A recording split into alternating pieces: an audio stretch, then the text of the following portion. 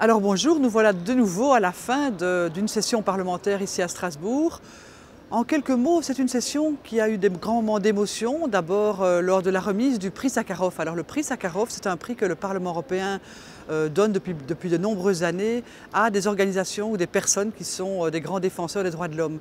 Et cette année, le prix Sakharov, qui est donc du nom d'ailleurs d'un prix Nobel de physique soviétique, il a été donné à l'association Mémorial, qui est une association militante pour les droits de l'homme depuis de nombreuses années.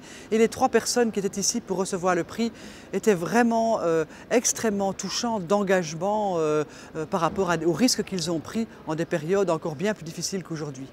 Et puis ça m'amène très directement à vous parler d'un autre sujet qui a été débattu ici hier, c'est la question du Congo et en particulier de l'Est du Congo, là où il se passe aujourd'hui des choses dramatiques en termes de nombre de personnes tuées, de femmes violées, et sur lequel, je dirais, l'Union européenne a pris une position plutôt courageuse, me semble-t-il.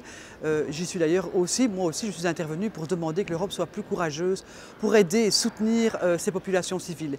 Et puis enfin, on a discuté aussi un peu du problème des lobbies. Vous savez qu'à l'échelle européenne, les lobbies sont très nombreux, agissent et font pression sur tout le monde pour des lobbies industriels, des lobbies privés, des lobbies de toute nature. Moi, je voulais savoir qui allait gérer cette question parce que je pense qu'il faut de la transparence. On doit savoir qui ici dans ce Parlement fait du lobbying, qui sont ces associations, qui sont ces industriels, de manière à pouvoir éviter aussi le conflit d'intérêts. Et j'ai eu réponse en tout cas sur le fait que cette question restera en débat dans la législature qui vient, tant mieux, heureusement. Ce que je souhaite, moi comme d'autres membres de ce groupe interinstitutionnel, vers un système d'inscription obligatoire des lobbies, c'est la condition de la transparence et c'est aussi, à mon sens, la condition de l'adhésion des citoyens qui doivent pouvoir comprendre comment se prend la décision à l'échelle européenne. Le responsable dans la Commission, s'il mérite votre appui après, sera le commissaire et vice-président Šefčovič. Ce sera lui qui est le responsable par l'administration qui aura cette tâche dans la nouvelle Commission.